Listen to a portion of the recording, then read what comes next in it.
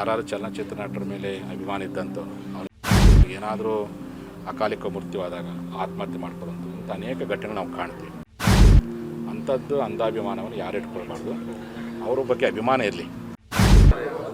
ಒಟ್ಟಾರೆ ನಮ್ಮ ಇಡೀ ದೇಶದ ಯುವ ಜನಾಂಗಕ್ಕೆ ನಾನು ಮನವಿ ಮಾಡ್ಕೊಳ್ಳೋದೇನಪ್ಪ ಅಂದರೆ, ನಮ್ಮ ಕಲಾವಿದರ ಬಗ್ಗೆ, ನಮ್ಮ ಕ್ರೀಡಾಪಟುಗಳ ಬಗ್ಗೆ, ನಮ್ಮ ರಾಜಕಾರಣಿಗಳ ಬಗ್ಗೆ ನಿಮ್ಮ ಅಭಿಮಾನ ಇರಲಿ, ಆದರೆ ಅಂಧಾಭಿಮಾನ ಬೇಡ ಅಂತ. ನಮಗೆ ಪ್ರೀತಿ ಅಭಿಮಾನಕ್ಕಿಂತ ಜೀವನ ಭಾಳ ಮುಖ್ಯ. ಜೀವನ ಕಳ್ಕೊಂಡು ಅಭಿಮಾನ ವ್ಯಕ್ತಪಡಿಸ್ಬೇಕು ಅಂತೇಳಿ ಯಾವ ಆಟಗಾರರು ಯಾವ ಕಲಾವಿದರು ಯಾರು ಸಹ ಹೇಳೋದಿಲ್ಲ. ಆದರೆ ಇವತ್ತು ಎಲ್ಲೇ ಒಂದು ಕಡೆ ಸಾಮಾಜಿಕ ಜಾಲತಾಣದ ಮೂಲಕವಾಗಿ ಸಮೂಹ ಸನ್ನೆಗೆ ನಮ್ಮ ಯುವ ಜನಾಂಗ ಒಳಪಟ್ಟು ಅಭಿಮಾನದ ಅಂಧಾಭಿಮಾನವಾಗಿ ಮಾರ್ಪಟ್ಟು ಇಂಥ ಘಟನೆಗಳಿಗೆ ಇವತ್ತು ಕಾರಣವಾಗ್ತದೆ. ಅದು ಆಗಬಾರ್ದು. ಇವತ್ತು ದಕ್ಷಿಣ ಭಾರತದ ಒಳಗಡೆ ಯಾರು ಚಲನಚಿತ್ರ ನಟರ ಮೇಲೆ ಅಭಿಮಾನ ಇದ್ದಂಥವ್ರು ಅವ್ರಿಗೇನಾದರೂ ಅಕಾಲಿಕ ಮೃತ್ಯುವಾದಾಗ ಆತ್ಮಹತ್ಯೆ ಮಾಡ್ಕೊಳ್ಳೋದು ಇಂಥ ಅನೇಕ ಘಟನೆಗಳು ನಾವು ಕಾಣ್ತೀವಿ. ಅಂಥದ್ದು ಅಂಧಾಭಿಮಾನವನ್ನು ಯಾರು ಇಟ್ಕೊಳ್ಬಾರ್ದು, ಅವ್ರ ಬಗ್ಗೆ ಅಭಿಮಾನ ಇರಲಿ. ನಮ್ಮ ನಾಡನ್ನು ಸಾಂಸ್ಕೃತಿಕವಾಗಿ ಕ್ರೀಡೆಯ ಮೂಲಕವಾಗಿ ಶ್ರೀಮಂತಗೊಳಿಸುವಂಥ ಕ್ರೀಡಾಪಟುಗಳ ಬಗ್ಗೆ ಕಲಾವಿದರ ಬಗ್ಗೆ ಗೌರವ ಇರಲಿ, ಅಭಿಮಾನ ಇರಲಿ. ಆದರೆ ಅವರೇ ನಮ್ಮ ರಿಯಲ್ ನಾಯಕರಲ್ಲ. ನಮ್ಮ ರಿಯಲ್ ನಾಯಕರು ಯಾರಪ್ಪ ಅಂದರೆ ಅನ್ನ ಕೊಡುವಂಥ ಅನ್ನದಾತ, ದೇಶ ಕಾಯುವಂಥ ಸೈನಿಕ, ನಮಗೆ ತಿದ್ದಿ ಬುದ್ಧಿ ಹೇಳುವಂಥ ಶಿಕ್ಷಕ. ಅವರು ಕಲಿಸಿದ ಮೇಲೆ ನಾವು ಒಳ್ಳೆ ಕ್ರೀಡಾಪಟುಗಳಾಗ್ತೀವಿ, ಒಳ್ಳೆ ಚಲನಚಿತ್ರ ಆಗ್ತೀವಿ. ಆ ಕಾರಣಕ್ಕೆ ಅಂಧಾಭಿಮಾನಕ್ಕೆ ಒಳಪಟ್ಟು ಜೀವವನ್ನು ಕಳ್ಕೊಳ್ಳೋ ಪ್ರಯತ್ನವನ್ನು ಯಾರು ಸಹ ಮಾಡಬಾರ್ದು.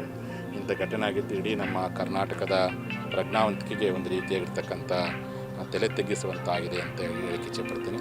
ಎಲ್ಲೇ ಒಂದು ಕಡೆ ಸರ್ಕಾರ ಯಾವ ರೀತಿಯಾಗಿ ಮುಂಬೈಯಲ್ಲಿ T20 ವರ್ಲ್ಡ್ ಕಪ್ ಇದ್ದಾಗ ಅಲ್ಲಿನ ಸರ್ಕಾರ ಯಾವ ರೀತಿಯಾಗಿ ಬಿಗಿ ಬಂದೋಬಸ್ತ್ ಮಾಡಿತ್ತು, ಆ ರೀತಿಯಾಗಿರ್ತಕ್ಕಂಥ ಒಂದು ಬಂದೋಬಸ್ತ್ ಮಾಡೋ ಪ್ರಯತ್ನ ಮಾಡಬೇಕಾಗಿತ್ತು.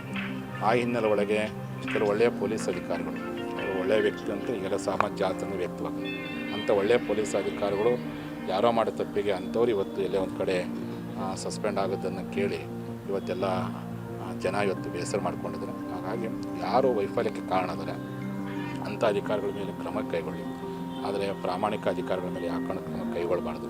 ಮತ್ತು ನಮ್ಮ ಯುವ ಜನಾಂಗ ಸಹ ಇಂತಹ ಘಟನೆಗಳ ಮುಂದೆ ಮರುಕಳಿಸೋ ರೀತಿಯಲ್ಲಿ ನೀವು ಸಂಭ್ರಮಾಚರಣೆ ಮಾಡಿರಿ, ಸಂತೋಷ ಪಡ್ರಿ. ಅದು ಜೀವ ಕಳ್ಕೊಳ್ಳೋಷ್ಟು ಮಟ್ಟಿಗೆ ಯಾರು ಸಹ ಮಕ್ಕಳನ್ನ ಕರ್ಕೊಂಡು ಎಲ್ಲ ಮಾಡಿದ್ದು ಎಲ್ಲೇ ಒಂದು ಕಡೆ ನಿರುತ್ಸಾಹಕ್ಕೆ ಇವತ್ತು ನಮ್ಮ ರಾಜ್ಯ ಒಳಪಟ್ಟಿದೆ. ಅಂಥ ಘಟನೆಗಳಾಗದ ರೀತಿಯಲ್ಲಿ ಸರ್ಕಾರನ ಮುನ್ನೆಚ್ಚರಿಕೆ ವಹಿಸಬೇಕು ಅಂತೇಳಿ ಈ ಮೂಲಕ ನಾನು ಮನವಿ ಮಾಡ್ತೀನಿ.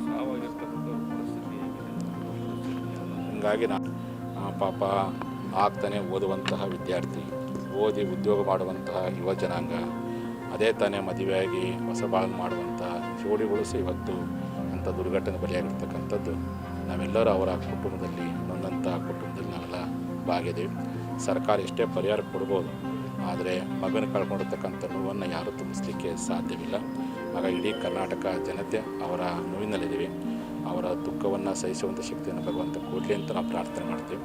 ಆ ಕಾರಣಕ್ಕೆ ನಮ್ಮ ಆಡಳಿತ ವ್ಯವಸ್ಥೆ ಆಗಿರ್ಬೋದು, ನಮ್ಮ ಯುವ ಜನಾಂಗ ಆಗಿರ್ಬೋದು, ಇನ್ಮೇಲಾದರೂ ಸಹ ಎಚ್ಚೆತ್ತುಕೊಳ್ಳೋ ಪ್ರಯತ್ನವನ್ನು ಮಾಡಬೇಕು ಅಂತೇಳಿ ಈ ಮೂಲಕ ನಾನು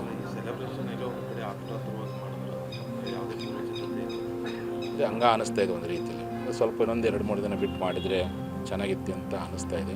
ಮತ್ತು ಎಲ್ಲೇ ಒಂದು ಕಡೆ ಆ ಮೆರವಣಿಗೆಯನ್ನು ಮಾಡುವಂಥ ಹಿನ್ನೆಲೆವಾಗಿರ್ಬೋದು, ಇನ್ನೂ ಸ್ವಲ್ಪ ಹೊತ್ತು ಮುನ್ನೆಚ್ಚರಿಕೆ ವಹಿಸುವ ಪ್ರಯತ್ನ ಮಾಡಬೇಕಾಗಿತ್ತು ಅಂತೇಳಿ.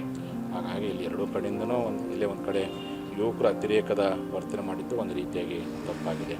ಮತ್ತು ಪೊಲೀಸರು ಭಾಳ ಪ್ರಯತ್ನ ಪಟ್ಟಿದ್ದಾರೆ. ಅವರು ಮ್ಯಾಕ್ಸಿಮಮ್ ಮಾಪ್ ಕಂಟ್ರೋಲ್ ಮಾಡೋಕ್ಕೆಲ್ಲ ಪ್ರಯತ್ನ ಪಟ್ಟಿದ್ದಾರೆ.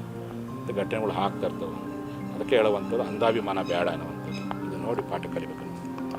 If you like this video ಬೇಗ ಲೈಕ್ ಮಾಡಿ, ಕಾಮೆಂಟ್ ಮಾಡಿ, ಶೇರ್ ಮಾಡಿ ಹಾಗೂ ಯೋಯೋ ಟಿವಿ ಕನ್ನಡವನ್ನು ಸಬ್ಸ್ಕ್ರೈಬ್ ಮಾಡಿ.